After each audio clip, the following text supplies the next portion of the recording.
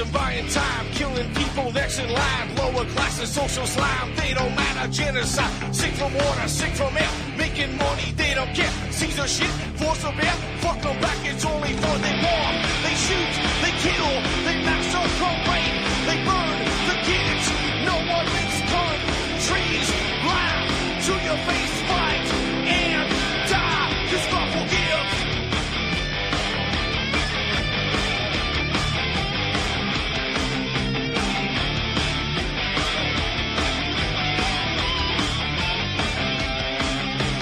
Selling lies and buying time, killing people next in line. Lower classes, social side, they don't matter. Genocide, sick from water, sick from air. Making money, they don't care. See their shit, force a bear. Fuck them back, that's only fair. They bomb, they shoot, they kill, they massacre, rape. They burn the kids, no one leaves countries. Lie to your face, fight and die, cause God forgives. Yeah. Coming back around again.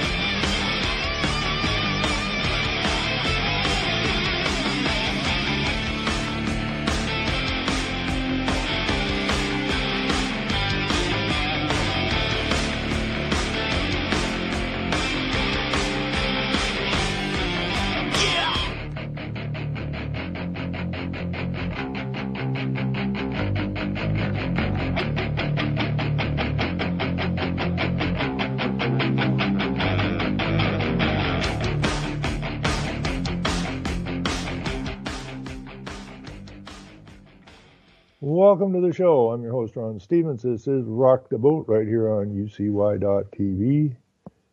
And we'll be doing this show from now till 2 o'clock this afternoon, the 30th of July, 2017. And I just want to check this out. You know, if you people out there don't stop breathing, and don't stop owning your own home, and don't stop driving private vehicles, and don't stop using your air conditioning. All of these things are not sustainable, according to the nutcase that are running the planet right now.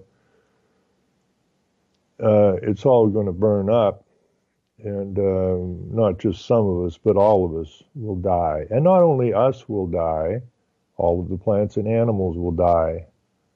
So now that we know who the enemy is, it's time for the powers to be to eradicate the problem. And they're doing a banger job because they poison everything you ingest. And they keep you stupefied with fluorides and pharmaceuticals. So you just tour along like a sack of meat whose mind has been dislodged from reality. Now, I read in the paper that Alberta is hot. Okay, I lived in Alberta, and it gets hot in the summer, and it gets freaking normally freezing cold in the winter. And some winters are milder than others, and some summers are wetter than others, and some are drier than others, and some are cooler than others. And I bring that up because where I'm living on Lake Huron, where they want to build a big pit right along the lake, which some 40 million people drink from to bury nuclear waste right along the edge of the lake because, well, it's safe. Right. But if you eat a piece of meat because the animal drinks water, then you become detrimental to the future of everybody on the planet. And I know this propaganda is starting to wane, thank God. But you know, where I'm living here, the temperatures for June and July have been significantly under the norms. But they don't report that. They never report that. They'll just find some place that's warm for a week or hot for a week or dry for a week. or there's been a flood somewhere, and each of these things they attach to the fact that man is the enemy and man is what's disturbing the planet. But this has basically been our situation here for the last 2 months. Records on this date where I live, record low, 1997. Now that was at the peak of the propaganda for global warming. Yeah, we have a record low. The record high for this date was 33.9. Today's high is scheduled to be 23. So that's 10, almost 11 degrees lower, or high. It was 11 degrees hotter in 1933 than it is today.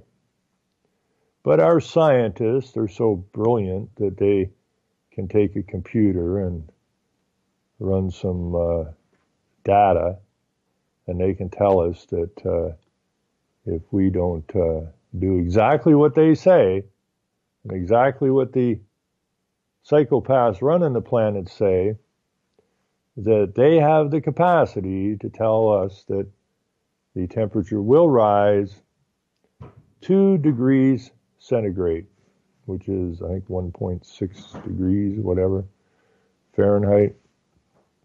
And I could be wrong on that, but it's somewhere in there. And that the world will die. The earth will just crispy up and it'll melt all the ice and you'll either drown or you'll fry, but game over. And, this is the same. I mean, I saw a thing this morning, just before I come on air. They have, a picture of a bird walking across the beach. So you get little birdie tracks. And they have a turtle walking across the beach, which is kind of like a plowing thing. And then a beach that humans have been on. Now it's wall-to-wall garbage. Now we know this isn't true, but this is the extent of their propaganda, that they figure that they can just keep driving at people. I couldn't help myself. I said, okay, well, that's a bird and that's a turtle. You ever been to a park where the geese are? You want a frickin' mess? But, I just put it down, right? That the environmental movement is a death cult. And it is. So the only way to describe it is a death cult. Some people call it a religion, and I suppose it is in a way. It's a belief, it's a faith, whatever. But the fact is these people are crazy. And, so I said, I'm tired of you people talking the talk and not walking the walk. So, it's time you clowns lead by example, which means if man is the enemy and, or they put it down as humans, and you class yourself as a human, then you have to not just keep puking this stuff up. You have a duty to lead by example. So, quickly go out and eradicate yourself so that you can help show us what's needed to save the planet. And if you all do it, then we don't have to listen to you anymore. And so take that, stick it in your pipe and smoke it. I'm so totally sick of this garbage. Now, although people are waking up to it, so I suppose that's okay. Now, over in Ottawa, we have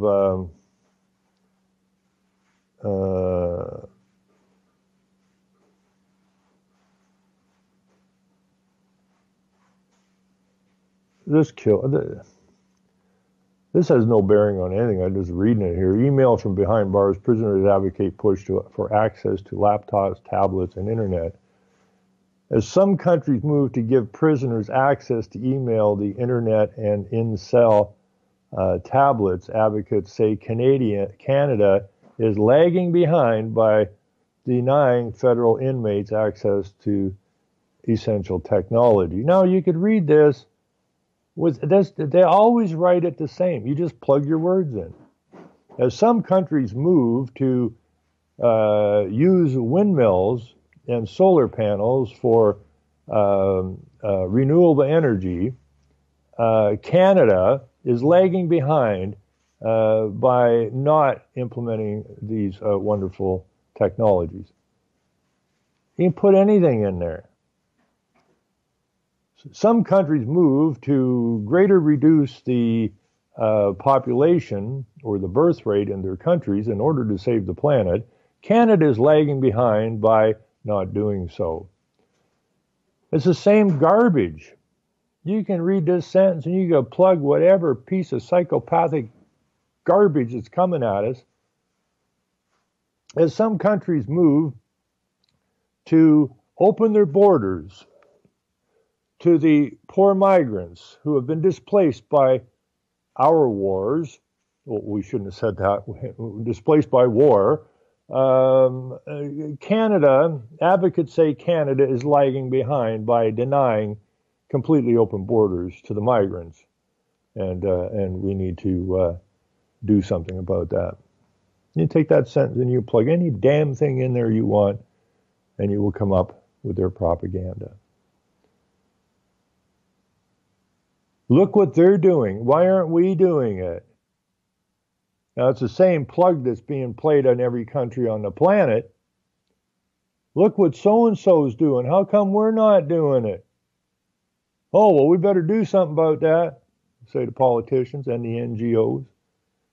And they get in the streets and they demand that this be done, and the average man and woman just sit there with their heads up their ass. They don't get any of it. Well, look, Harry, they're giving them internet access over in that other country, and it says here that we're lagging behind. We shouldn't be laggers, you know, because I always say Canada is a leader, and now we're lagging behind. Yeah, no, whatever. Oh, just get me another beer, won't you? We really are truly a pathetic population in the West. We really, truly are pathetic.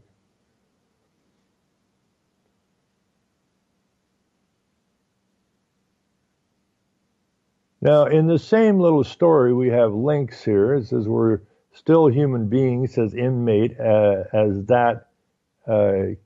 trial continues on solitary confinement.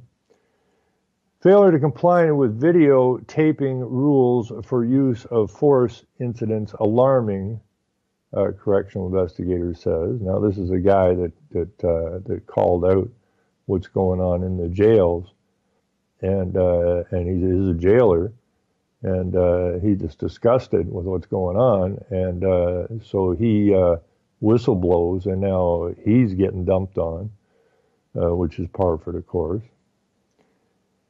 An historic first transgender inmate wins transfer to women's prison. I talked about this before. The guy's a man, 100% man. He hasn't even taken any titty growing pills or whatever it is whatever they feed them to grow titties. He hasn't done any of that. He's 100% male who's confessed to killing 19 people. And now he's a little worried sitting there in the jail. He might just become a target because apparently he outed some Asian gangs, which probably aren't too happy about it. So what's he do? I'm a woman now. Well, no, you're not. Well, they changed the rules. You don't have to have had any cosmetic surgery or any kind of surgery whatsoever, or any estrogen pills or whatever they take. You don't have to have any of that now. You can just say, I'm a woman. And you're a woman. You can say you're a turtle, and you're a turtle. And if this isn't Alice in Wonderland, I don't know what is.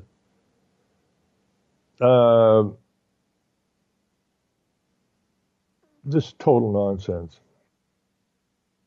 You can't make this stuff up. You know, when I was a kid in grade 7 or something, I found school extremely slow and boring.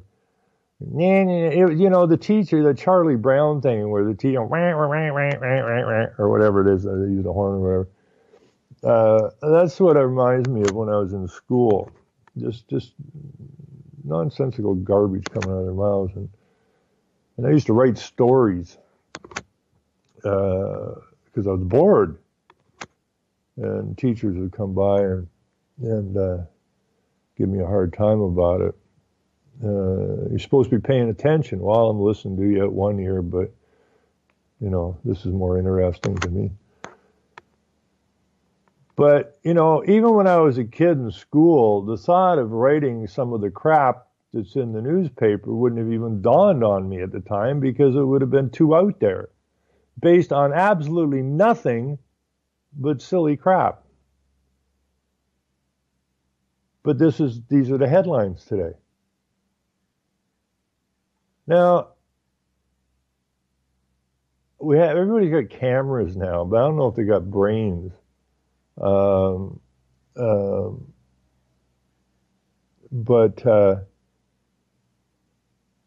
guess you can record whoever you want to record, I guess. I don't know. But apparently people are recording their physicians now. And apparently the physicians, like the police, don't particularly like it. So they're working on some way to stop people from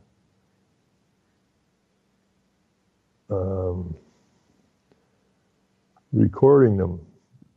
But I guess people are doing that so they can, if a surgery goes wrong or something, that they have some evidence and they can go for some kind of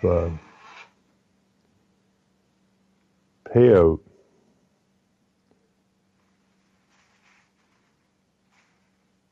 And but here we have something really stupid going on in Canada. Not unexpected, but pretty strange stuff. And that is, here be monsters. We're to see La Machine in Ottawa this weekend. It's appropriate that it's in Ottawa. And this is a giant horse dragon and a giant spider. Now, when we became a secular society, which was late, we didn't do that till 83 or whenever it was, or whatever year that was. But I guess we became a secular society before that, but whatever. We gave the idea of a creator the boot, which made the so-called government the creator, and they make the rules, not the creator. Because you're going to have a Marxist communist world government, it has to be atheist. And that's the humanism thing. So this is where we have our transgendered nonsense coming from our LGBTQ. We have... this was years ago. I forget how many. It's got to be like at least 8 years ago, maybe longer, when I was on Orion Radio and when we did the story about the great big stainless steel statue of Lenin, or bust of Lenin with a small mall on his head on the west coast of Canada during the massive Chinese immigration into the west coast, in particular Richmond, British Columbia, and they called it art. And it wasn't art, okay? It's what we're doing. We're turning this into a Marxist, communist, corporate nation. because you can't have world communism or Marxism or corporatism, whatever you want to call it. It's all the same damn thing. If you have the idea of a God or a creator. So that all had to go bye-bye. But this giant horse dragon snorting smoke or whatever, and red eyes, and his giant spider, what are they doing here? I mean, people would be in awe of it. Wow, that's really weird. That's really cool. Well, it's weird and cool, I suppose, but it's spreading a message. The mythical creatures of La Machine will be exploring the streets of downtown Ottawa this weekend. A giant mechanical spider and a dragon horse named Kumo and Longma, respectively, can be seen from Thursday, the 27th of July, till 27th, until Sunday, July the 30th. Significant traffic delays around downtown, and the Byward Market are expected over the weekend. So plan ahead. So on the 27th at 8 p.m., Kumo awakens near the National Gallery of Canada. July 28th, Longma awakens at City Hall. 10:30, Longma Walkabout departs from City Hall. Kumo Walkabout departs from the National Gallery. And it goes on, and it was at, I think it was, here, this is brilliant. Walkabout at the Byward Market, Longma Walkabout at the Byward Market, Walkabout departs from the Byward Market, yada, yada, yada, goes to Confederation Park, Kumo and Longma at the Supreme Court of Canada, and they have a walkabout there. And then, and it was at City Hall, and it was also at one of the basilicas, I think it was, or Notre Dame. And then it goes to the Canadian War Museum, and so on and so forth. And this is when you trace this back, who these characters are, which I did, if I still have it up here, which I suppose maybe I don't. Oh, wait a minute. Oh, damn. Anyways, you trace it right back to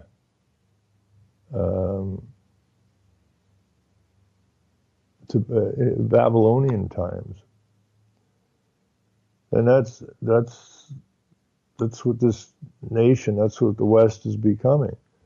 Now you can trace it back through the Chinese, you can trace it back, but when you're all dead and done, you can set this to Babylon, and that's just generally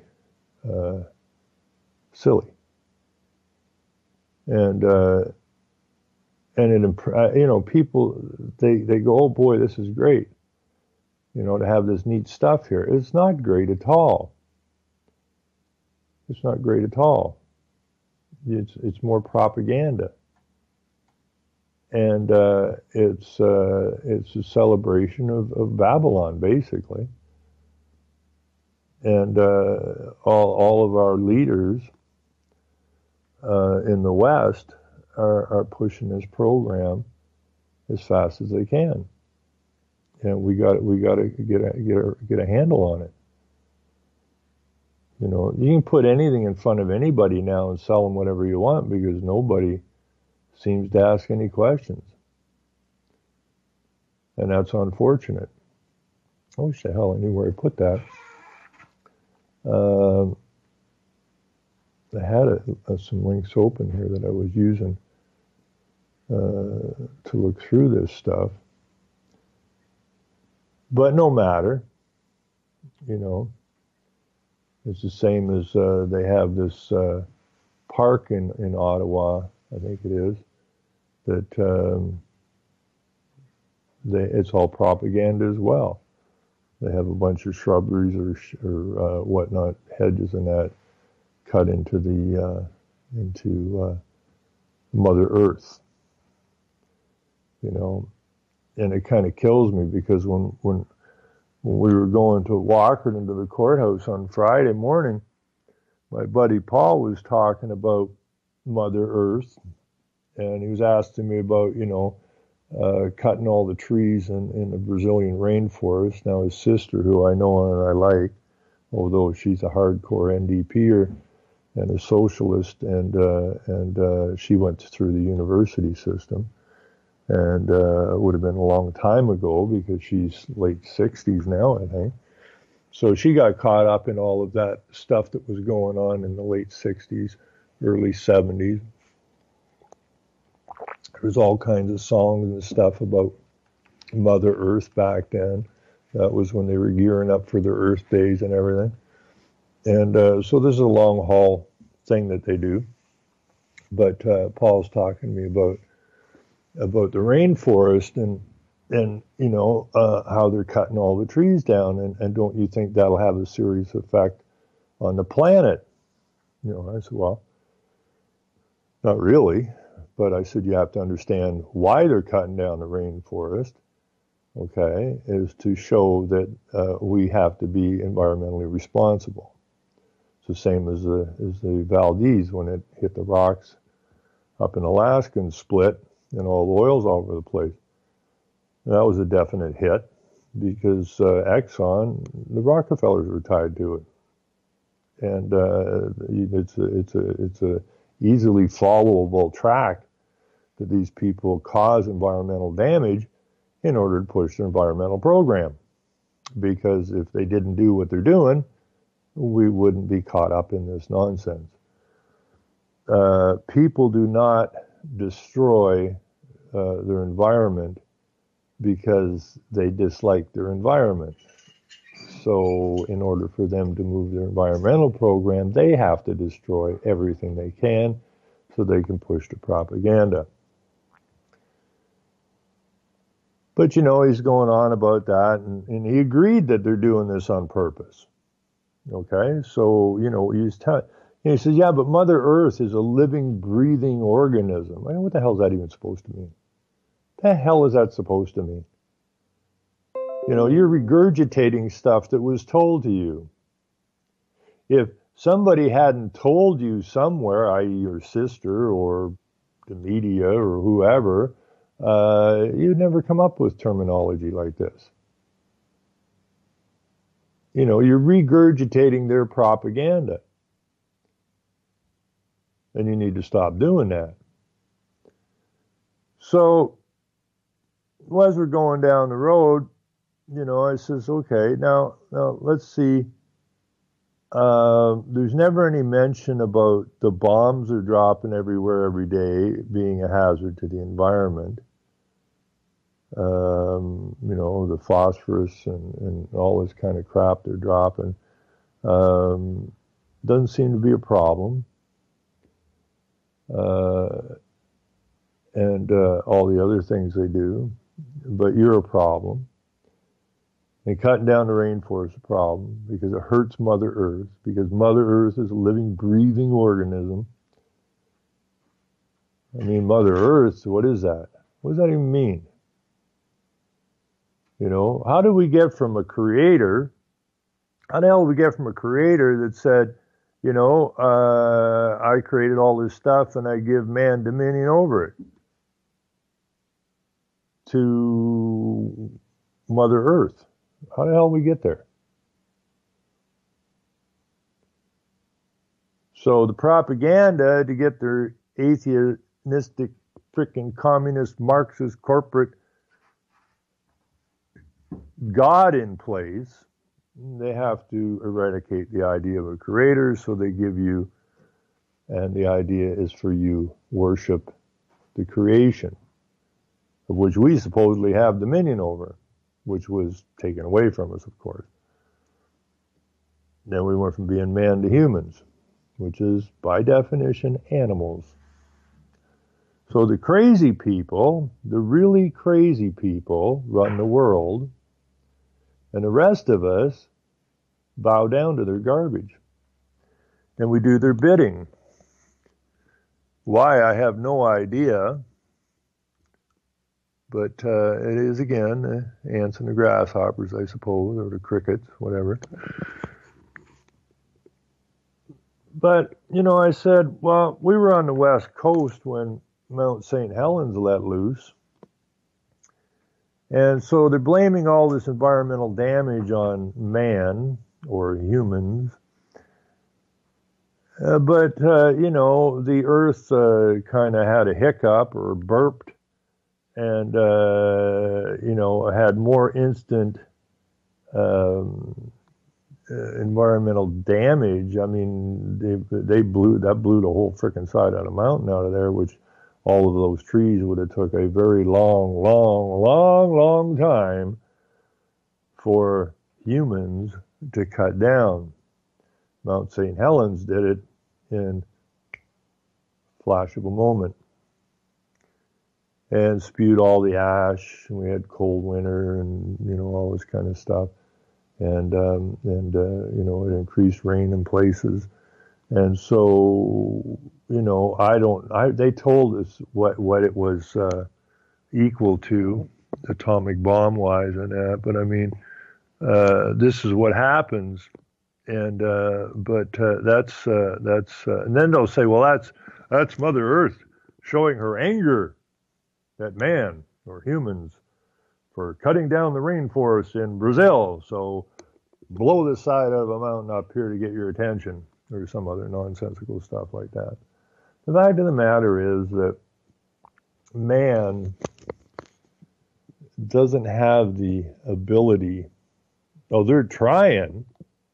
You know, they're trying their damnedest to mess things up, just to push their propaganda, which is, well, there's too many of you. So they poison you, and they spray your skies, and they vaccinate you with poison, and they fill your head full of garbage, and they're killing people. You know, Jacques Cousteau said, who I used to watch when I was a kid, because I like nature, right? I like to know about nature. I like to know about what's out there and how things operate and yada, yada, yada. You know, he had that funny French accent. And,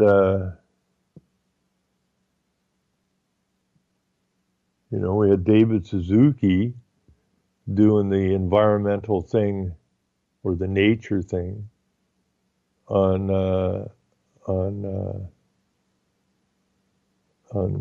land, and Cousteau out in the ocean. What a combination. Now, Cousteau said, which I didn't know while I was watching the program, of course, but Cousteau said that we needed, as difficult as it is to say, that we need to remove 300,000 people per day off the planet. And the same as Suzuki and Attenborough and those guys. Attenborough, which is this BBC, equivalent to the CBC Suzuki, you know, is a patron of the depopulation cult. And Suzuki is of the same. So it really, you know, left me with a bad taste in my mouth when I was a kid, thinking these guys are just out there teaching us about nature and that, when in fact, when you look at it again, the real message is man is the enemy. And that's a long time ago when I was a kid watching that, and the program continues to this day, and we've allowed them to continue this program. Now we have the genocide in full swing of the white race in the West. And we're still sitting here complacent as hell, which I have a very difficult understanding the complacency. You know, they could tell us that somebody is threatening us, I don't know, let's say North Korea. I say that because I just saw something when I was reading that other stuff that American planes are now flying over Korea after Korea's latest missile test. And this will get the people jacked up. It wasn't Iraq, it ain't Afghanistan, it ain't Iran. Oh, okay, let's go to Korea now. And that'll get people jacked up and, we got to do something about them Koreans, them North Koreans, because they're going to have a missile that can, take out the entire freaking planet if we don't do something about North Korea. Now, and people will jump on that just quick as shit. You know, we got to do something about them. I hope they go over there and bomb the living hell out of them. Took out Saddam, and we need to take out that little shit over there in North Korea as well. We're protecting our nations, not realizing that the enemy runs your nation. The actual enemy running your nation. The young men joining up to the military because they come from a poor place or whatever, and they're hustled into the idea that this is the only way you can get out of these slums, my friend, and the army will look after you, and you can get a career, and yada, yada, yada. So strap on the boots and strap on the gun. We're going to drop you in there and get your ass shot off. But hey, you might survive and have a better life for it. They'll march in step and get on them planes, and they'll go over to wherever they're sent. And a great number of them will get slaughtered, and they'll slaughter a great number more of those who they landed upon. And everything seems to be good. The people seem to be too stupid to understand that the enemy is inside the gates. The enemy is not in North Korea. The enemy is not in Iran. The enemy was never in Iraq.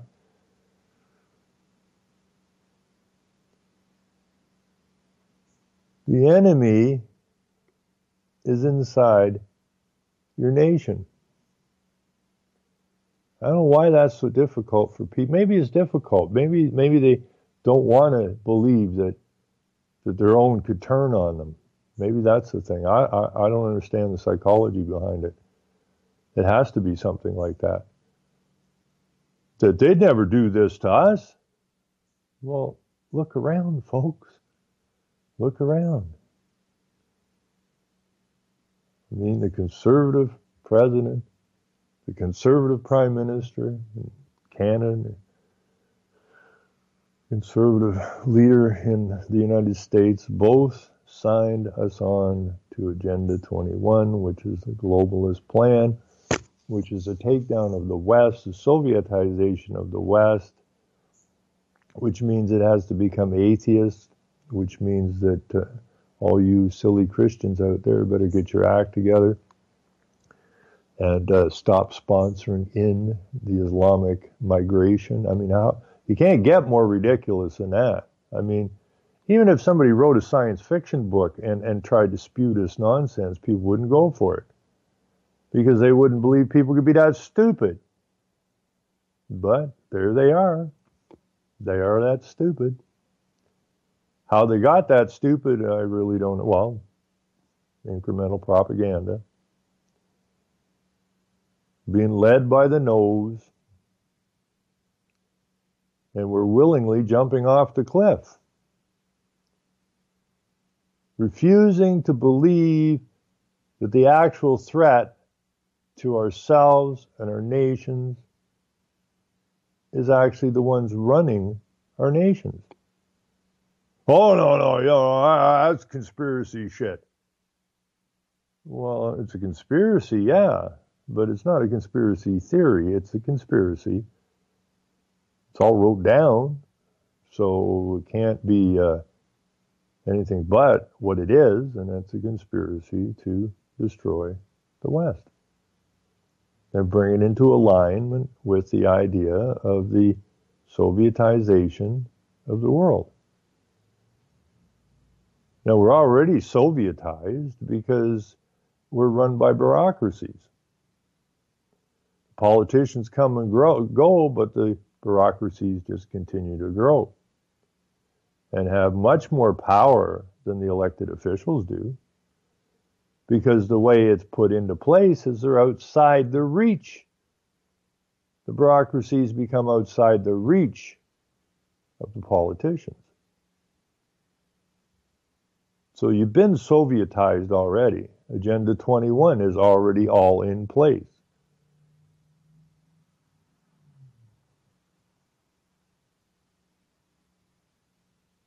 Now, the earliest find I can find in this country anyways of Agenda 20 being implemented was 5 years before Rio. And that was Hamilton, Ontario. They were implementing Agenda 21 in 1987, I think it was. Either 87 or 89, I think it was 87.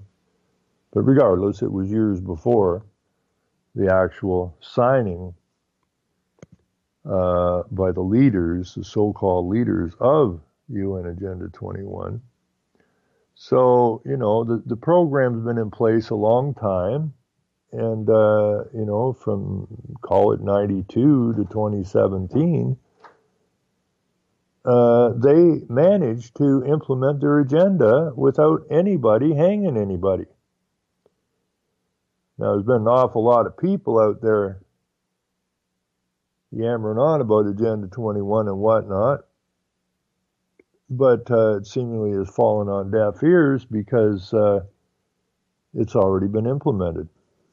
You know it's been implemented, and they're happy with the implementation of it because we're not talking Agenda 21 anymore. We're talking Agenda 2030, which indicates that they're quite happy with what they accomplished through Agenda 21. So we didn't do anything. We didn't accomplish anything. Nobody got jailed. Nobody got hung. Nobody got thrown out of their government. And the world psychopaths just keep marching us where they want us to go, and we keep doing it. And there has to be a stop point here somewhere. There has to be at some point where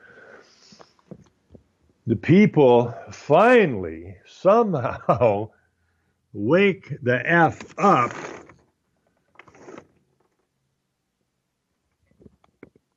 and decide enough is enough.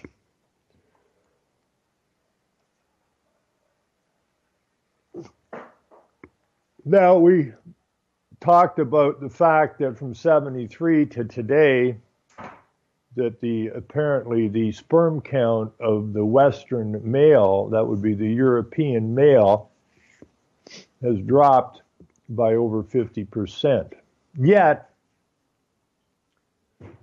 the other populations have not suffered the same.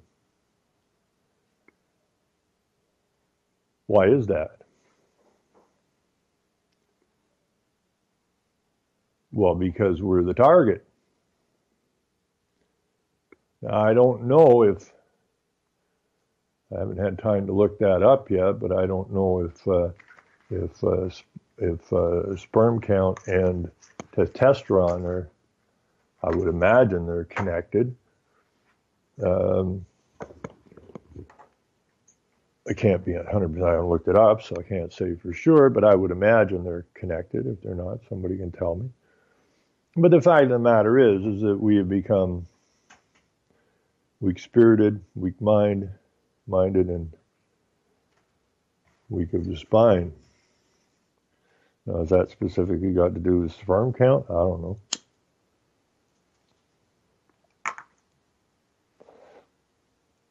Then they go vaccinate the young girls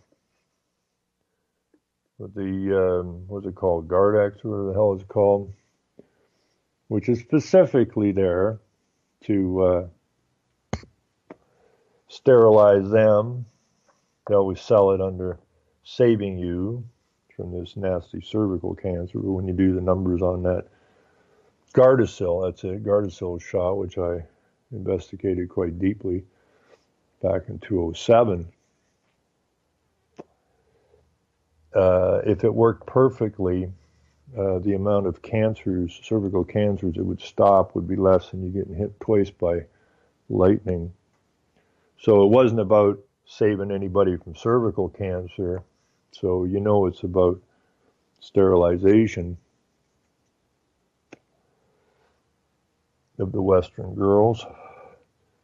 Then you know it's a problem because they started giving the Gardasil shot, which is a cervical cancer shot, to teenage boys. Oops. Now, whether that shot makes these young boys want to be girls, which would maybe explain some of the explosion in the number of LGBTQ people running around.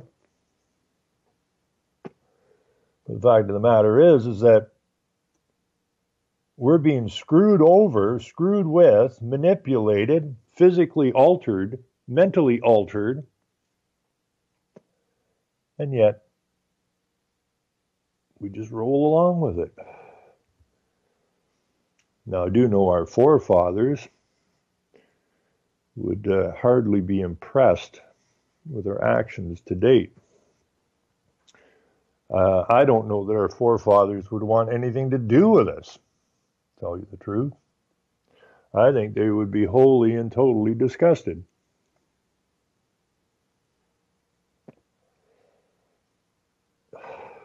And history states that, you know.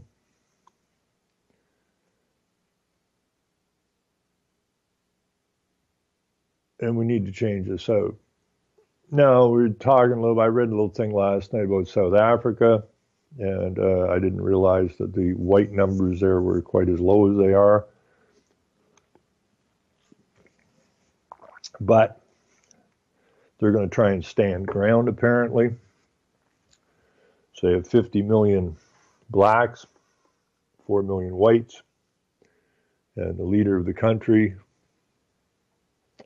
wants to drive the whites off the land. In fact, he wants within 5 years to drive them out of the country. So they only have 4 million people, 4 million whites. You know, I see in the States they're all impressed when they get a 1 million man march on Pennsylvania Avenue. Whoa, we all got our little posters up there. You know, mad as hell, we ain't gonna take it anymore, or whatever their signs might say at the time. Divided nation, of course. You have the marches from the right and the marches from the left, depending on who's on power at the time. It's same old, same old. But they never move. They never walk into the White House and arrest everybody. Because you're still in the child state. In the old days, if they would have put 1 million people out on the street, they would have got something accomplished. You're supposed to take back your nation. Now, in one sense, I don't have a problem. That guy, whatever his name is, the president of South Africa now, he said something that makes perfect sense to me, in a way. You know, he said, we're not stealing the white man's land. It was a white man that stole the land from us. And he's perfectly correct there. But you see, it's a globalist that have caused all this commotion and trouble. Or as Warburg said, 1950 Senate hearings, we will have a world government, and he was a Jew. You see, and the Jews got exiled from their homeland because they were assholes, according to the book. And God apparently was quite displeased with these dicks, told them to take a hike. And they wouldn't. the chosen people, so to speak, wouldn't regain their position until the return of the Messiah. But they don't want to wait. Along come Israel.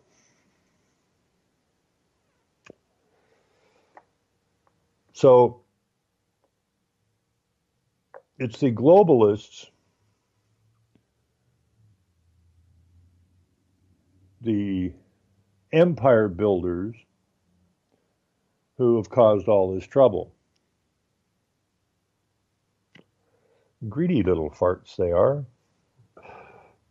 So they roll into these countries and they establish themselves because they're apparently smarter than those that are presently living or were living in the countries they call their homelands. They're still doing it today. You know, you got Bill Gates over there and all these Africans and Asian countries inoculating the snot out of people. It's all about the death cult. We would have never had any of these problems in the first place if it hadn't been for these psychopaths, these empire builders. They just left Africa alone. They left Asia alone. They left China alone. These countries would be what they were supposed to be. And this would be populations of likeness, living their lives without bothering anybody. Sure, trade amongst each other, but you're trying to take them over. Now these psychopaths go into these countries and tell them, you know, you don't have any electricity. You need a big dam. Well, why? You know, and it goes back to that movie, which was something of the gods or whatever, where a pop bottle, Coca-Cola bottle fell out of the airplane and totally destroyed the community. Because now something different was dropped in and everybody wants it. Instead of saying, well, that's foreign to us, chuck it out. Because it's causing problems. But we never learned anything like that because we just rolled along with the propaganda. Rolled along with the propaganda that was told us by the so-called teachers or just propagandists, telling us on truths as truth. You know, it's all come out of the legal system because the legal system is not based on any reality whatsoever. It's all something from the mind, abstract concepts from the mind, presumptions, assumptions, something that is not true but accepted as truth. This is your education system.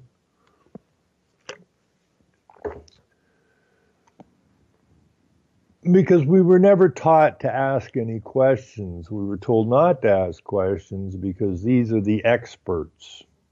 Yeah, they're the expert manipulators, the expert liars, the expert propagandizers. Yeah, they're the experts, all right.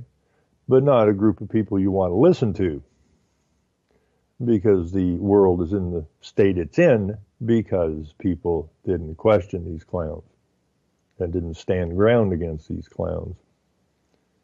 And this is why we have what we have today. Now, of course, there is I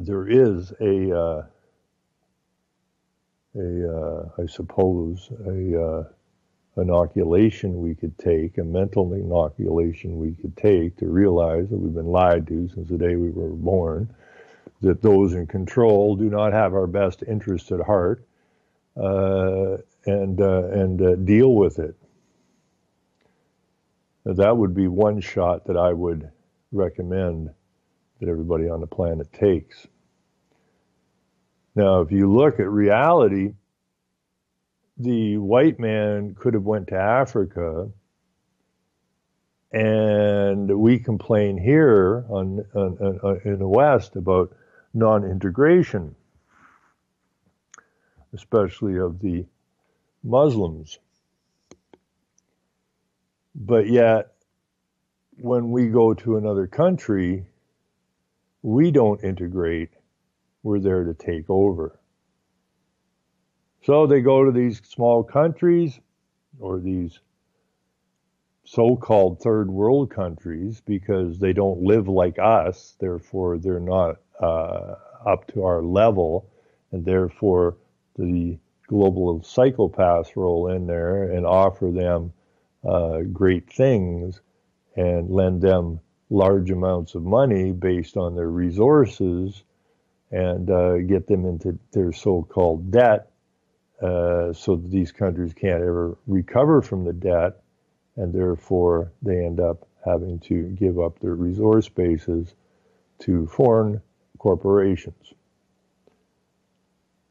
So, you know, I'm kind of torn about the South African thing because it's a very good history lesson, it's a very good lesson for the rest of us in that, you know, there's only 4 million whites, there's 50 million blacks. Well, they could wipe you out overnight and be done with you.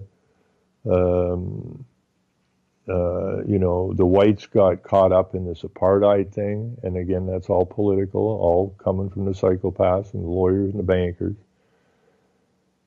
and told the whites that they had, you know, this land now, and the whites went down and populated, and were happy about it. Maybe they weren't happy where they were living.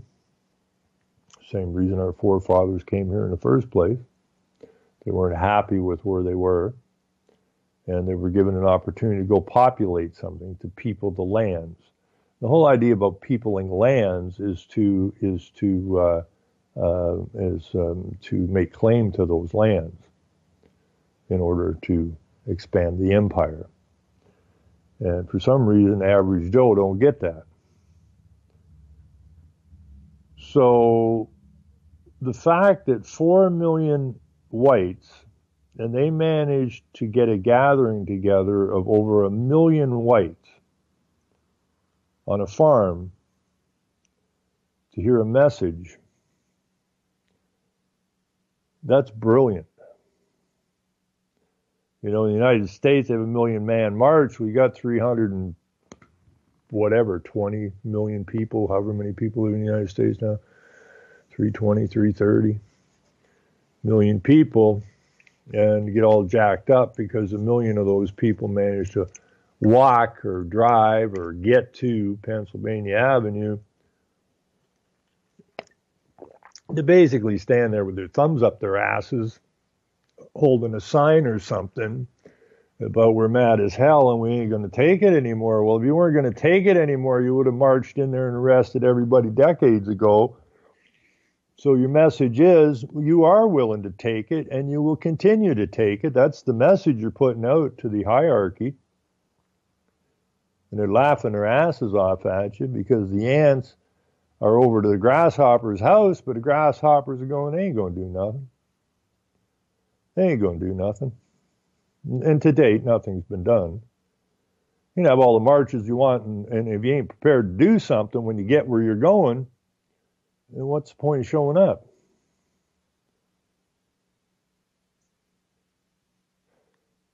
Now, apparently, the whites are now building militias over in South Africa. In other words, they're doing the same as what was in the article. They're doing the same thing as the blacks were doing when the whites came. So it's a reversal. Now, they want to move the whites off the land with no compensation because, according to the president, he stole our land. Now, I don't know if the land was purchased. I imagine it was, so I imagine compensation is in play here somewhere. But the whites have to understand how they ended up there in the first place. And the apartheid shows that there wasn't a plan to integrate, and this is a big problem. If you come to my house, you're going to play by my rules. You don't come to my house and implement your rules in my house, because you're not going to be in my house very long. And our nations, our countries are our houses. They're the house of our people. And if you're going to come to our house and you're not going to play by our rules, or you want to change our rules to suit you, then you're out of here. We ain't going to put up with it. Now, you could go right back to the beginning of time, according to the book. You go right back to creation. What you had the boss, God, and some angels, and one of the angels thought he didn't really want to play by those rules and wanted to implement his own rules, and gathered up a few other angels who were on side. And this one angel says, I'm smarter than the big guy. We need to take this over. We don't want to integrate. We don't want to play by those rules. And what did the Creator do? He gave this angel a kick in the ass and told him to hit the road and don't let the door hit you on the ass on the way out of here. Unfortunately, according to the book, that SOB landed here. And it's been a bit of a struggle ever since, because he was the deceiver. And we have been mightily deceived here on this planet, and continue to be so. So we just need to get our brains in gear and listen to the word, which is the law, and listen to the warnings, i.e., take heed no man deceive you. Now they call him the devil, they call him Lucifer, they call him whatever. But it's all about deception, And how many times have you been told throughout your life, just sign here? Okay? Just sign here, and I'll give you what you want. Which goes back to what was his name, Johnson? Was it Johnson, the black singer at the Crossroads? Just sign here. Like Bob Dylan in that interview. Well, I made a deal. I was upholding my end of the deal. And that's why I'm still doing what I'm doing. Sign here. You look at the music industry or the movie industry. You want to be famous? Yes, I do. Sign here. And you know what happens to a musician or a Hollywood star who, after signing here and becomes famous, wants to throw their weight around or basically whistleblow? You see what happens to them. They either disappeared. This is the same in the political game or any game, and or you don't have a career anymore because you signed here. You made a bargain, and you will push the programs I want pushed. And if you don't, well, it ain't going to be so good for you.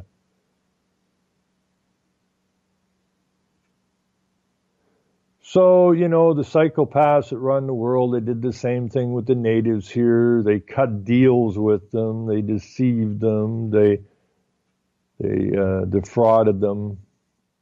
Just sign here. We'll call this a treaty. Just sign here. This whole idea of signing is a bad idea, because that's somebody playing the God role who ought not to be playing that role. And in this case, it's the lawyers. You look up attorney, one who was turned from one lord to another. There's really only two lords, good and evil. And if you want deceivers, a lawyer would be right at the top of that heap. That is their main role. So we went away from law, it went to legal. So now man's playing God. You were turned into a human. You're an animal. You do what you're told because, well, an animal ain't got the brains to to do anything about it. So in that case, most of the population, I suppose, could be looked at upon as humans, not men. Then we have to change that out. Or the men that are left have to get their act together. I don't know how many men's left. You know, I've been astounded by the percentage of women who are attached to my blogs and my Facebooks and that. And I'm thinking they're about 70%. And they seem much more angry than the men do. But men have been pulled out of high places now, replaced by women. And it's all about paganism.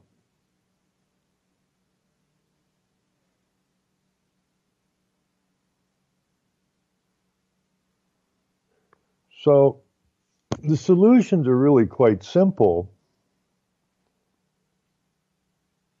We just have to do them. Now, what I would like to do is I would like to see all the 4 million white South Africans. I'd like to see them all move to Canada. They seem to have much bigger cojones than the men over here, because there's only 4 million of them, and they're willing to stand up against 50 million. And they wouldn't be standing up against 50 million because most of the blacks just want to be left alone and live their lives. So you have this powerhouse. You went from white rule to black rule. And when the whites were ruling, the blacks weren't happy, and now the blacks are ruling, the whites ain't happy, and we just have this continual problem going on.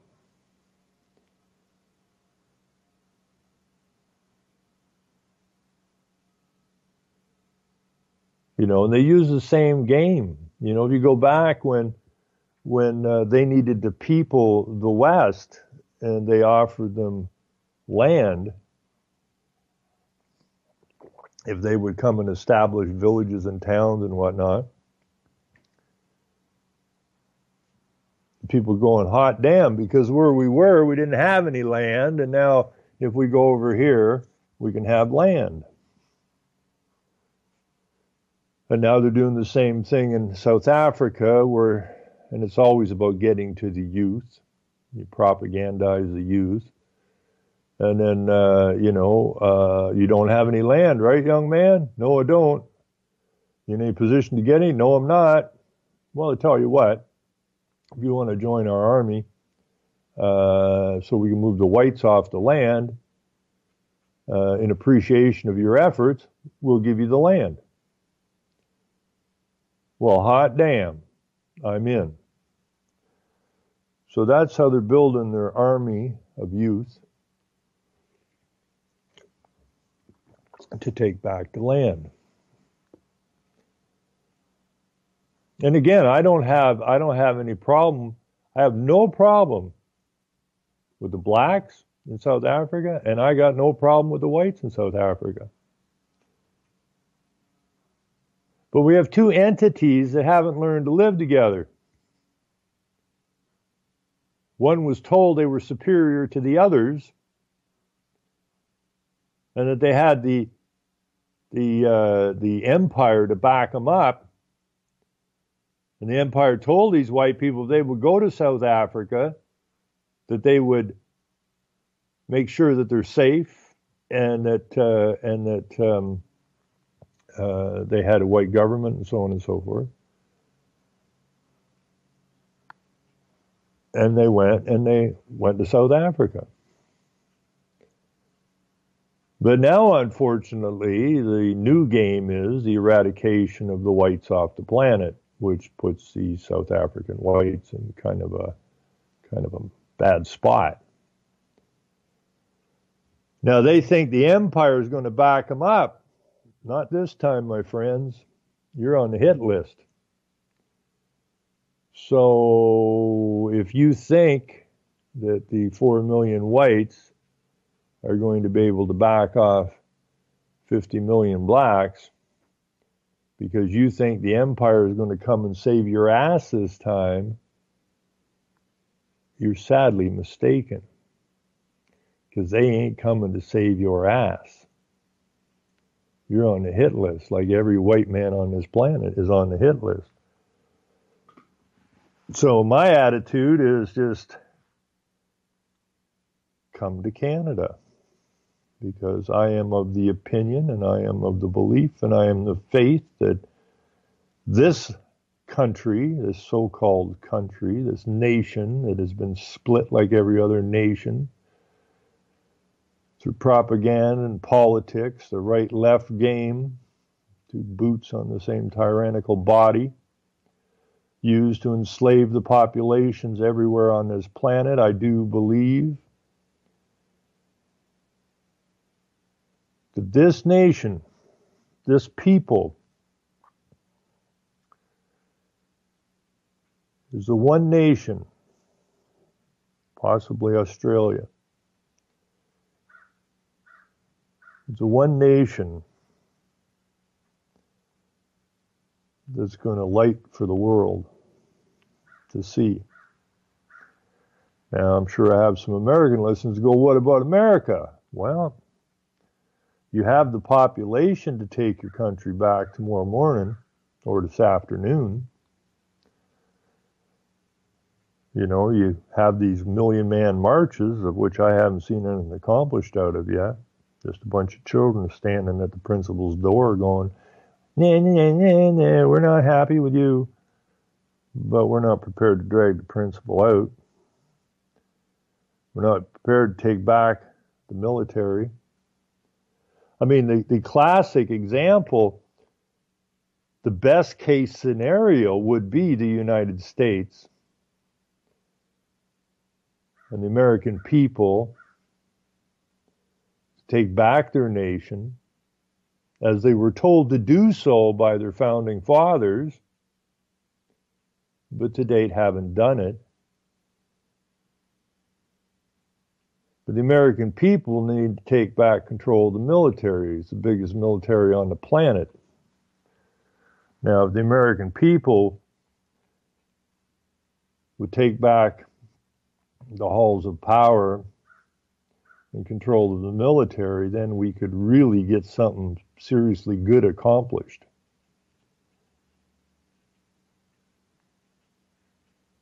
But I'm not so sure that's going to happen. I mean, the attitude that I'm hearing, and that's not just in America, but the attitude I'm hearing from the I'm awake and I'm pissed off groups is that they sound an awful lot like the 4 million white people, which apparently 3 million of them ain't coming to class, but the million plus that did show up for that meeting are building military militias and that, but they don't have the firepower, okay? They don't have the firepower. No different than the Native Americans fighting the corporation when they come over to establish and people the lands. And it's just like the Americans who running around. And I got no problem with being locked and loaded, having lots of ammo. I got no problem with that whatsoever, but you're outgunned. If you're going to stand alone, small groups or individuals at a time with your AK-47s or whatever it is you're using these days, then you're going to back off the international military, of which the American military, the United States military is the main body of. You're fooling yourself. You're absolutely fooling yourself. Because you're outmanned, you're outgunned. And so we're not outmanned, there's 300 and some million of us. Well, that's true. But you're not all in one spot. Now, I go back to the Bundy situation, which I think is a lesson for everybody and everywhere, is that there's the power of men. And that was a classic example of how to take your country back. Okay, they came down on the Bundys hard, and people of all walks of life showed up there, loaded for bear, not for the military, but loaded for bear, and stood their ground. Because it goes back to the moral fight, and this is a moral, psychological fight more than anything else. And somebody always has to blink. And if you're holding the moral high ground, you're not prepared to blink. So that means the other side has to blink. And that's exactly what happened in the Bundy standoff. The good guys didn't blink, which means bad guys blinked. And it thankfully didn't turn into a mess.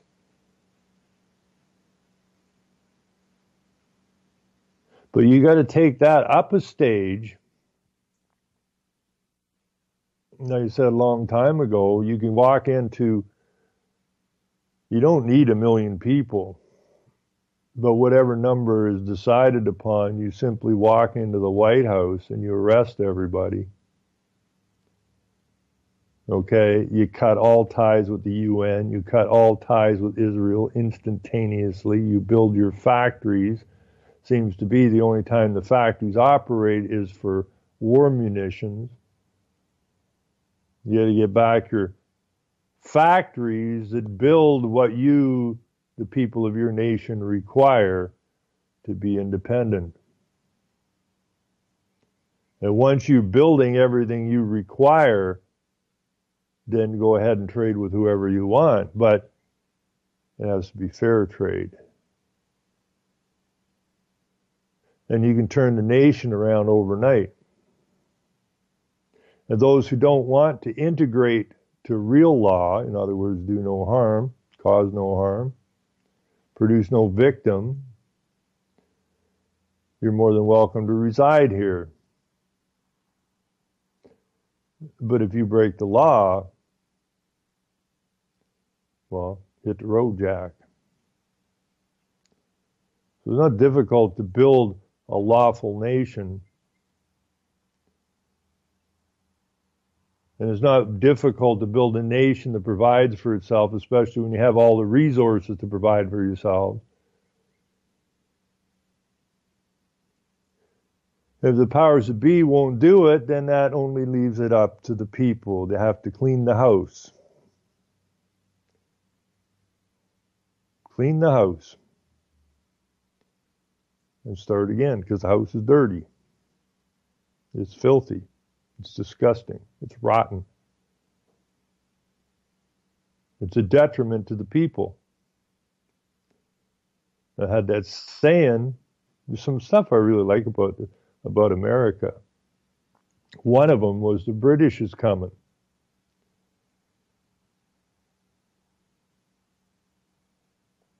I mean, that's a beautiful story. A guy on a horse. A guy on a friggin' horse running through the villages and the towns, or riding through. Not sitting around discussing it and just riding on through. The British are coming. The British are coming. On to the next village or the next town, the British are coming. Didn't have to have big discussions about anything. We, a free people, are being threatened. Boom. We're going to fix that. Today, feeble-minded, weak-spined, spiritually lost people wandering around, sucking up every bit of poison and pharmaceutical they can get their friggin' hands on.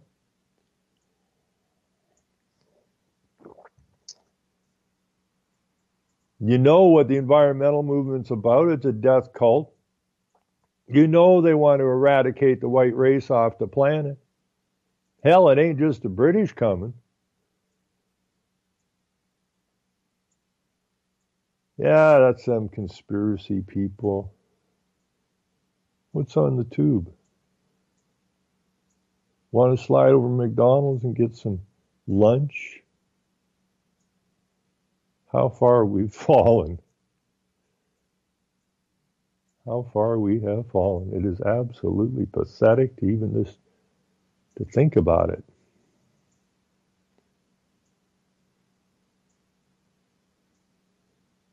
You know, if you just picture in your minds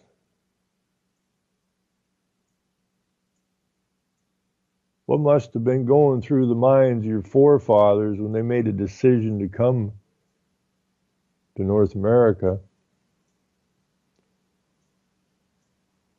not having a sweet clue what they were going to find when they got here, or if they were even going to get here. You know, that must have been a huge decision. The sacrifices they made were huge.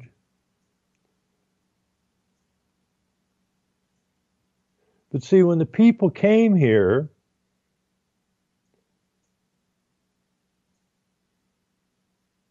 they had no problem.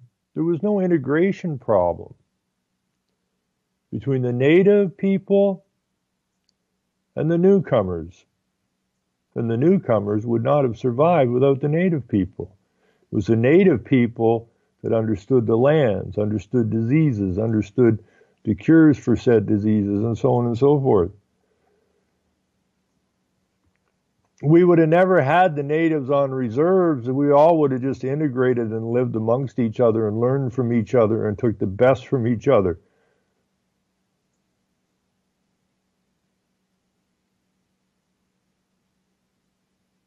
If it hadn't been for the empire builders, the corporations. The forefathers weren't sent here for their benefit. They were sent here for the corporation's benefit.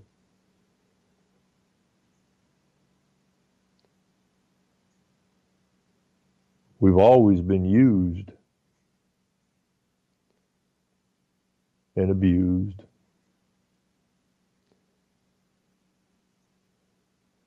And somehow they had the ability to teach us that those who helped our forefathers when they first came here, i.e. the natives,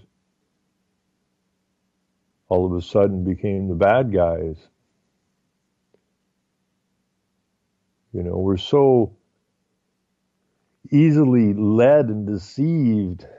It's very difficult to accept that. But it is what it is. History shows it is what it is. And we have to break that spell. We have to break this idea that the hierarchy has our best interest at heart.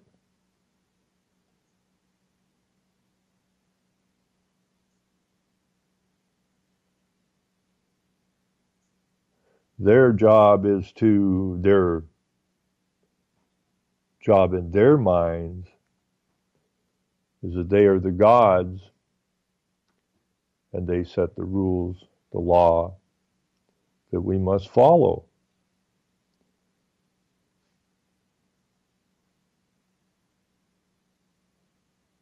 But they're not the gods. They're not our rulers. But they have this capacity to deceive.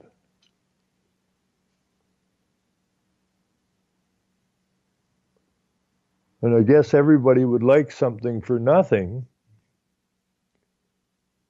not realizing that you get nothing for nothing. To get something for nothing, you must give up something,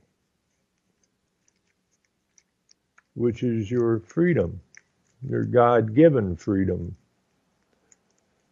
your dominion, your sovereignty of a man.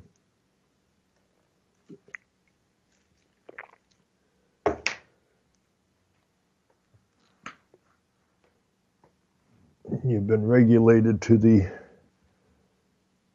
domain of animal, a human. I get so sick every time I hear somebody say, you know, we're humans. No, we're not. You can be a human if you want. My cat's a human. If you if you understand the definition of human,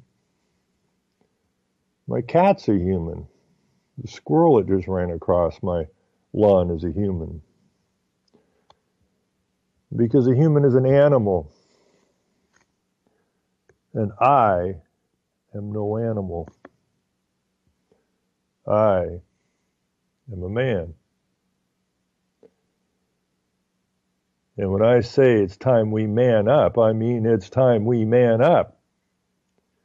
It's time we shed this ridiculous idea that we evolved from an ape. And I love that expert scientist who I mentioned a month or 2 or 3 or whenever ago, that now doesn't believe that we evolved from an ape, but that we evolved from an ape and a pig.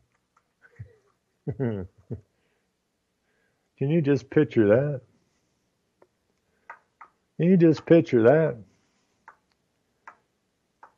There's an ape going, what the hell's that over there? Walking on 4 legs. What is that? It's got like pink skin on it. I like that. What is that thing anyways? I think it's a pig. Really? I'm going to go have me some pig. So from this crazed ape who kind of got the hots for a pig, and they got together, and you was created. You was born of an ape and a pig, says the new expert.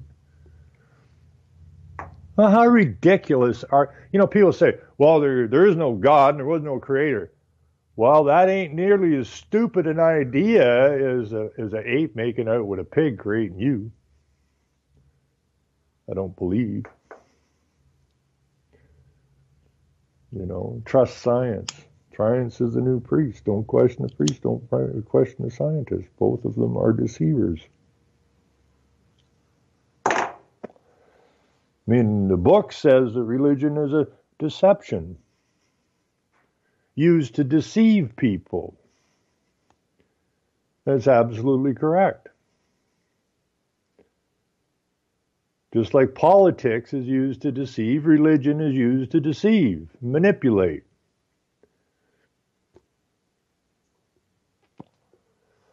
And people say, what religion are you? Well, if you're a religion, or you're a member of a religion,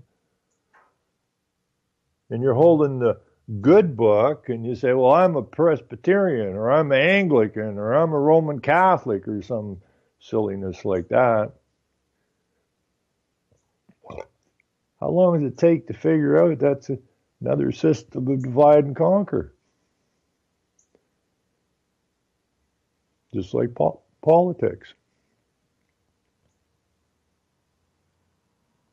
I like to try to keep things down to the lowest common denominator I can get to. And that being that I have no capacity whatsoever to believe that I evolved from an ape, or that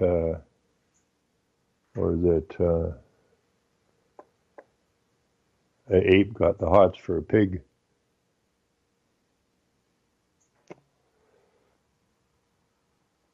The word dinosaur didn't even appear, didn't exist until the mid-19th century, which is the time of Darwinism. This thing they got running around in Ottawa, this mechanical thing, a machine that they have running around in Ottawa, which came from France, which came from the Revolution, which the guy, the chief, or the head, or what do you call it, justice in England wrote in 29 about the new despotism, warning us about the new despotism, the growth of bureaucracy. Who was he warning us against? Or where was this coming from? France. Came from France.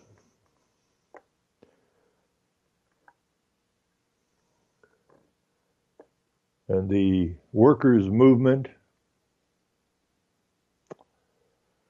internationale, which Pete Seeger, a lot of people like Pete Seeger, who's a member of, sang the song.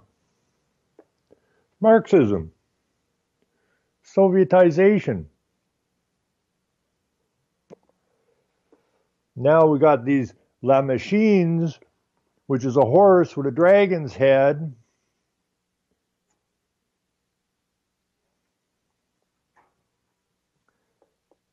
And I like the good book, so to speak, because there was no mention of any dinosaurs. There's no mention of the word legal. There's no mention of the word human.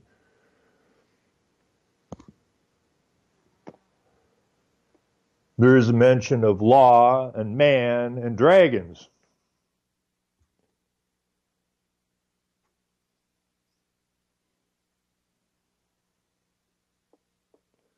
And when I trace this dragon horse back, I end up back at Babylon.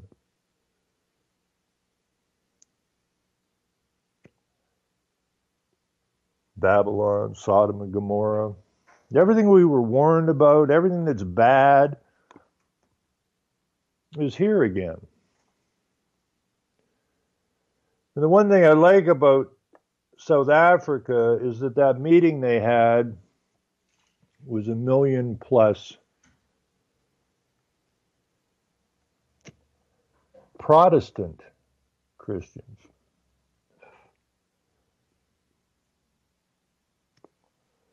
Because it was a Reformation that beat Rome back. But Rome has arisen again because we got complacent, we got stupid.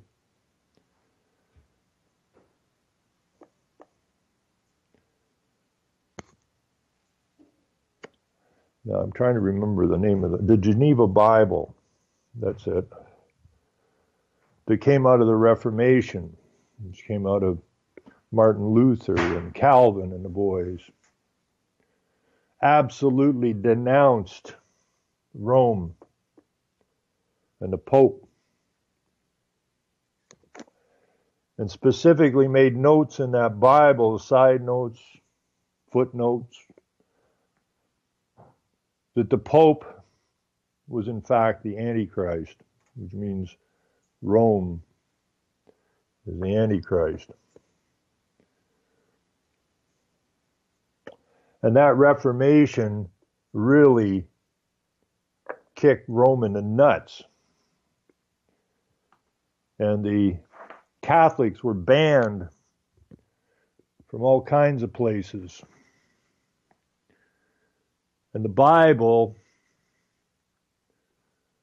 the Geneva Bible, which only X number of copies were made because they were handwritten, was replaced by the King James Bible and the Tyndale Bible.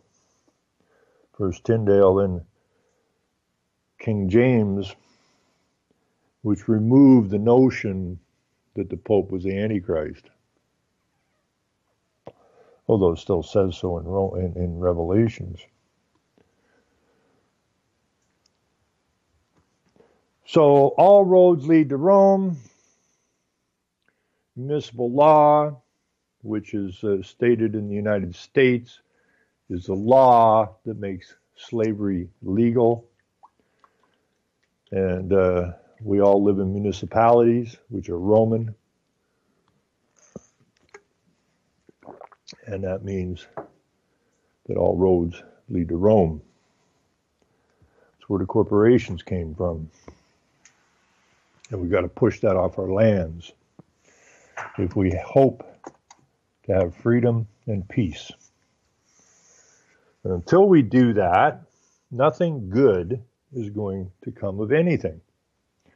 We can discuss stuff till we're blue in the face. We can be pissed off. We can start shooting the cops. We can do whatever it is we want to do, but nothing's going to change until such time as we change. Because everything we do is reactionary, not based on anything solid. It's not based on any,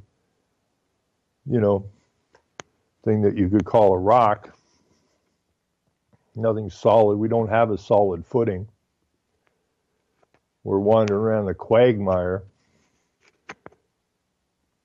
and being led this way and that way and this way and that way, and constantly deceived and lied to, until we come to terms with that and decide it's time to make a change, and no change is going to come. If we're waiting for politicians to make the change we want, well, you might as well kiss your sorry white ass goodbye. You might as well go and kiss your children and your grandchildren and say sorry. Mommy and daddy or grandma, grandpa knows exactly what's coming, but we ain't strong enough to stand up and do anything about it, and we're going to die off anyways, and they've already pretty well propagandized the shit out of you children, so have a nice LGBTQ inoculated poison food future. Because we ain't going to be here. And that's bloody unfortunate. But that seems to me be the attitude of the nations that we call our homes. You know, I really, really, really want to hook up with the natives. I've been having a difficult time with it. The natives are a little gun shy. Metaphorically and realistically. You know, they're a beaten people, but I would like to see them become strong again. And we need to partner up with them. We need to bring everybody we can on side that's on side. I mean, these idiots that are going to these churches somehow don't realize they're going to Roman Catholic churches. I don't give a damn what your church is called or what denomination it says it is. It's a Catholic church. You know it's a Catholic church because it had the paperwork that UNESCO, through UNESCO, in the 60s is when they took over the churches.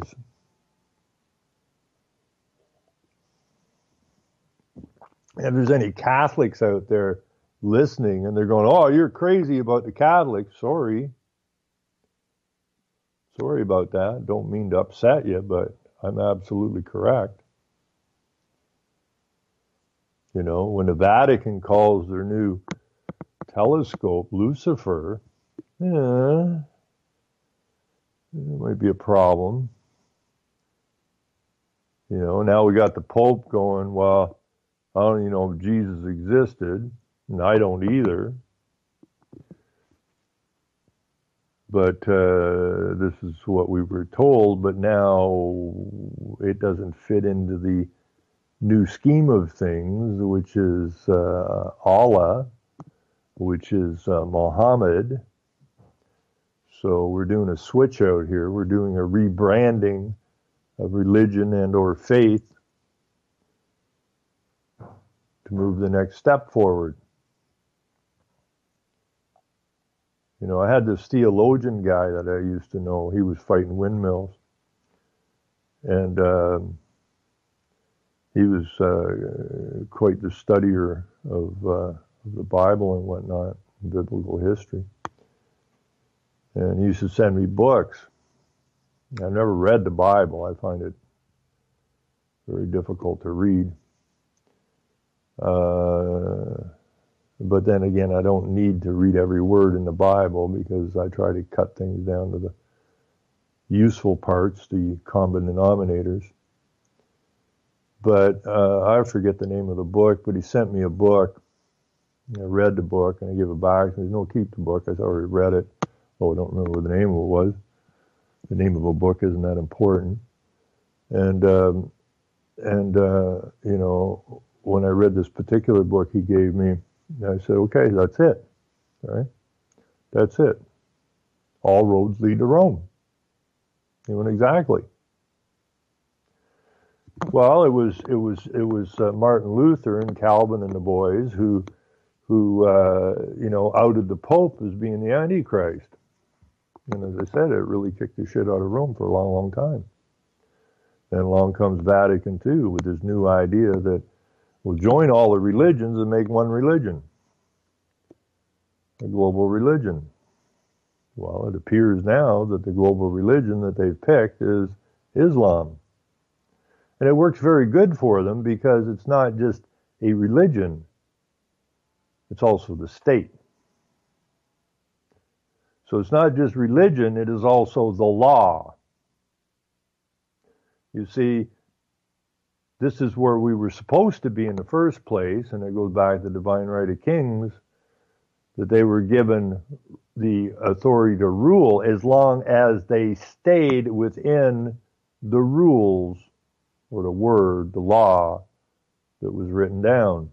And once they moved away from that law, they moved to tyranny, and they did not have legitimate right to rule any longer, which they don't because they're all corporate now, i.e. first kill all the lawyers, according to that Shakespearean play, which is actually absolutely bang on the money. And Shakespeare was in the 1500s, the same time as the Reformation was. So the people were being told, but then the church wiggled its way back in. Like they did that through King Henry VIII. And it was basically told, you want to play king, but we're ruling everything. Okie dokie. You want to keep your castles, you want to keep your royal family going and that, you do as you're told. Or we'll take you down. Okie dokie. So this idea of English common law, and that's a joke. Because when I was in the court, and I said, what is this? Is this common law or is it corporate? Guy didn't even bat an eye. So it's all corporate. Exactly. It is all corporate. It is all law made up in the mind, used to deceive and enslave the population.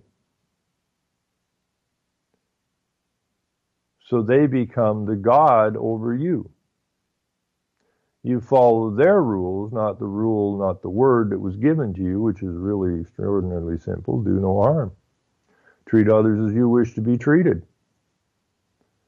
That's all been thrown out the window. So Islam is the perfect world religion because with it comes the law. And that's where we were before they separated church and state. Because when you separate church and state, you threw the law out.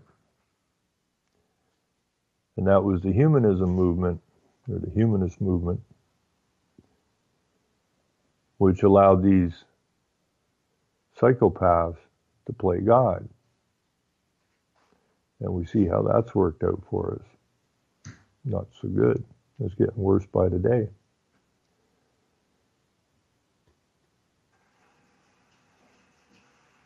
So like I said, the solution's rather simple. What I saw in South Africa gives me hope.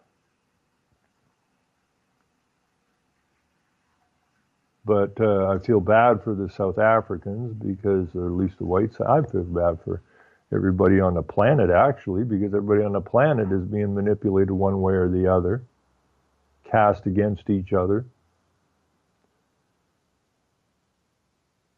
by the manipulators, by the deceivers. But, the positive part is I see that they, out of 4 million people, they managed to get 1 million plus out to a meeting, and they were apparently Protestant. So they're anti-Rome, anti-Vatican. So that's solid. But if these people in South Africa think that the empire builders who established the white portion of the population into South Africa, if they think for 1 second that these guys are going to come and save their asses, they've deceived themselves. Ain't going to happen. There's a song, what is it called? It's a Bob Dylan song, Masters of War, I think it's called. And, in that song, some of the lyrics, you build to destroy. And that's exactly button on. They build, then they destroy, and then they rebuild as they march themselves towards their global government. And, it's actually not a bad song. And John Lennon did a song as well about, what's it called? What was it called? Working Man Hero, I think it was called. Where, there's still room on the hill if you're willing to lie as you kill. I think were part of those lyrics. So the message is there. When I was told I had a great future in politics, and I told them I didn't have a future in politics because I was missing something, and the conservative handlers said, I watched you from the get-go of this election, and trust me, you are missing nothing. And I had to explain to them that I'm not prepared, nor do I have the capacity to shake someone's hand while I'm smiling at them and lying to them. And he was very straightforward about it. He said, oh, that. And I went, yeah, that. And he says, well, if you ever change your mind, I'm telling you, you got a great future in politics. In other words, there's still room on the hill if you're willing to lie as you kill. And that's what these politicians do. They're killing our nations through their lies. And we need to do something about that.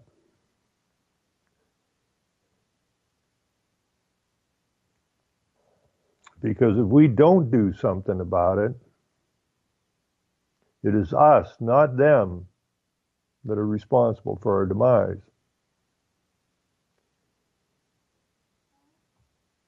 If we don't do what we need to do, then you better look at your children, your grandchildren, and explain to them that you're a worthless piece of garbage. That you, not the children and the grandchildren. Because you failed miserably in your duties to do the right thing, to make sure that those children aren't deceived and lied to the way you were. To actually stand up and be a man, not some frightened animal, human. People get mad at that guy from Nestle that says, humans don't have any right to water. And that a lot of people took that badly, but he was telling you the truth. Because a human is an animal. An animal has no right to anything. An animal is just there, like a tree. It does its thing. It doesn't have the capacity to understand. But where an animal has it over us right now is an animal can sense danger. Where apparently we, the men, have lost that capacity. An animal knows when to stand and fight, and an animal knows when to run. It's called self-preservation. But we seem to have lost that capacity. We've been turned into humans. And the so-called government, i.e. God, is there to protect us so we don't have to fight or flight. That the government / God is there to maintain us from the time we're born till we die. That's a very stupid place to allow yourself to get into, because now you aren't responsible anymore. Therefore, you are truly not a man. And I would ask people to do it to themselves, like I said this many times before, when I was trying to get some people to run in the 2010 municipal elections, I was getting nowhere quick. I heard every excuse in the book.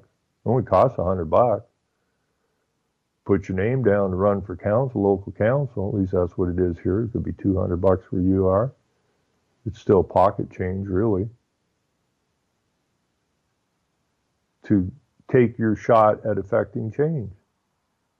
But all I heard was excuses from everybody why they can't do it. I don't know anything about municipal politics, nor do your local politicians, by the way, know anything about anything. There's a bunch of dolts, a bunch of puppets. But I actually had to do the same thing to those two guys. Told the one guy who was on the horn to me all the time because he'd been surrounded by windmills and he'd moved his children out of the city because they wanted not to grow up in the city. He's all pleased. He got this country place, some acreage. All of a sudden to find out he's being surrounded by windmills, which he knows is going to be a negative effect. I said, fine. We have a municipal election running. Jump in. Heard every excuse in the books. Gentleman up north who I worked with for a long time, same thing. I'm 65 now. Around 20 years ago, I didn't get in, and I ain't doing nothing. I'm just going to sit on my deck and ride my bike and wait for my dirt nap. Both those gentlemen had to tell the same thing, too. I'm telling this anybody listening now, you got a responsibility. So call it tough love, call it whatever you want, but I didn't want to say this to the guys because I liked them, but something had to shake them loose. So I told the gentleman with the 3 young children to go play with the children all weekend, keep looking them in the eye, and then tell them that Daddy knows what's coming, but Daddy ain't got no spine to do nothing about it. He was very angry with me. But a couple weeks later, he called me back, chewed me out. He was still angry with me, but it shook him enough. He said, what do I got to do? And he did run in the election. And he gave him the opportunity to go out and talk to other people he would not normally have went to talk to get their feeling on the situation. And what he found out was they all feel the same way. But we're so complacent, it's pathetic. And the guy that's 65, he went down to Toronto, spent a weekend with his first grandchild. Did the same thing I told him to do. He come home. He called me up and he said, I'm in, let's do it. Now, none of us got in, and I knew we wouldn't be allowed to get in, but times are changing. We just need more people running. See, when one man runs or one woman runs, you have a truthful message, but all the other rhetoric is banging up against you, and it's easy to put down the truth. That's why we need more people running so that they can overpower the propaganda and rhetoric and actually bring forward the truth. And it's much easier now because we've moved along that far and people are beginning to ask questions because they're having their back shoved up against the wall and now they're actually looking for answers. So this is the perfect time for us to make our move. But the upside is that 3 years after that election, The gentleman up north finally got in because they managed to get rid of the CAO and one of the counselors who were up to no good.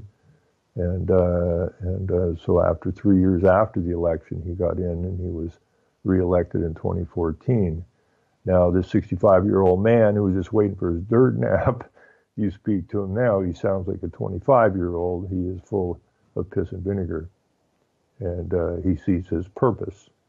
And I think that's the major problem with the mass portion of the population. They don't see their purpose. And our purpose is to get things right while we're here. It's our duty to do it, not somebody else's duty. This idea of excuse making and, oh, somebody else will do it is a good indication of how it is we got where we are today. And we're not going to change things unless we change our attitudes. In other words, we have to become men again. And when I say men, I mean women as well. Not be a man and then tomorrow be a woman. That's don't go there. We'll leave that for the nut bars. But no, we have to become what we're supposed to be. Duty-driven, strong-minded, strong-willed, and we'll get it done. So next Saturday night, Simon from South Africa, who's apparently touring the States right now trying to raise awareness and support for what's going on in South Africa, is scheduled to be on the show Saturday night over Revolution Radio, also broadcast over UCY.tv. So I'm going to catch up with Simon this week, and had a very nice chat with him. And we'll see where we're going to go with this show on Saturday night. So that about kills out this show for today. And while I still have a few moments, I usually leave this too long, so today I'm not going to leave it too long. Hal is on deck at 3, and Hal is a very intelligent, well-versed gentleman who knows his stuff. And